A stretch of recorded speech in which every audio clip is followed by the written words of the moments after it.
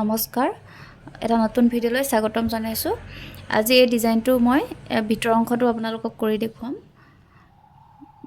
এইটো যেহেতু মই আপোনালোকক এইটো ডিজাইন কৰি দেখুৱাইছিলোঁ আৰু এনেকৈ যদি কৰা থাকে আমি কোনফালৰ পৰা সূতাডাল ভৰাব লাগিব এই ফুলপাহত আজি মই সেইটো কৰি দেখাম। আপোনালোকে যদি মোৰ লগে লগে কৰি যায় নিশ্চয় বুজি পাব আৰু মই ভিডিঅ'টো যথেষ্ট লাহে লাহে দিবলৈ চেষ্টা কৰিছোঁ আপোনালোকে বুজি পোৱাকৈ। যিসকল আগ্ৰহী মোৰ চেনেলটো সাবস্ক্ৰাইব কৰি ল'ব, তেতিয়াহে মোৰ আহিবলগীয়া ভিডিঅ'সমূহৰ নটিফিকেশ্যন পাই থাকিব। তেনেহ'লে আহক ভিডিঅ'টো আৰম্ভ কৰোঁ।